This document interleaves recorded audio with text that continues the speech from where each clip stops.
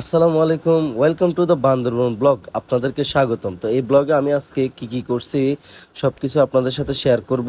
ভিডিওটা যাইতান্ন কই চলে যাইয়ের বান্দরবন, কারণ বান্দরবন কিনলে যাইয়ের এটাও আনারা জানে। একজন ব্লগার কন্টেন্ট ক্রিয়েটার হইতে হইলে সব জায়গায় ঘুরতে হবো, মানুষের দেখাইতে হবো ওই জায়গার সৌন্দর্যগুলা। তো উঠে গেলাম বাসে উঠে যাই, বড় ভাইয়ের লগে একটু মজা করিয়ে সামনে দিয়ে আয়। তারপর দেখি এর মেঘদের রাস্তার লগে বাজি গেছে, আসলে না এটা হচ্ছে কুয়াশা, বুঝছেন কি সুন্দর লাগতেছে। এরপরে একজন কন্টেন্ট ক্রিয়েটারের সাথে দেখা হয়ে গেছে, উনি কি বলে শুনুন।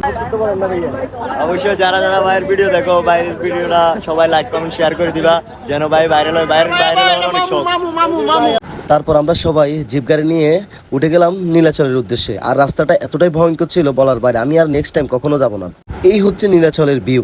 নীলাচলে আসি মানে অসাধারণ ভিউ দেখতে দেখতে আমি পাগল হয়ে গেছি অলমোস্ট।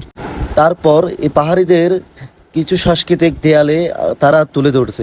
এইগুলা আসলে দেখতে পুরা রিয়েল লাইফের মতো লাগতেছে, কিন্তু এগুলা সবাই তাদের সাংস্কৃতিকগুলো তারা তুলে ধরছে। তারপর ওয়ার্ডল পানির উপর দিয়ে একটা বক্সের মতো মেশিন যাওয়া আসা করে না, তো ওইটাতে উঠলাম। ওটার নামটা আমি জানি না, ওই জন্য বলতে পারতেছি না। তারপর চলে গেলাম ঝুলন্ত ব্রিজে যাই। আমি ভিডিও করতেছি এই জন্য যে আমি ওই নৌকাতে উঠবো কিছুক্ষণ পর, ওই নৌকাতে আপনাদেরকে ভিডিও দেখাবো।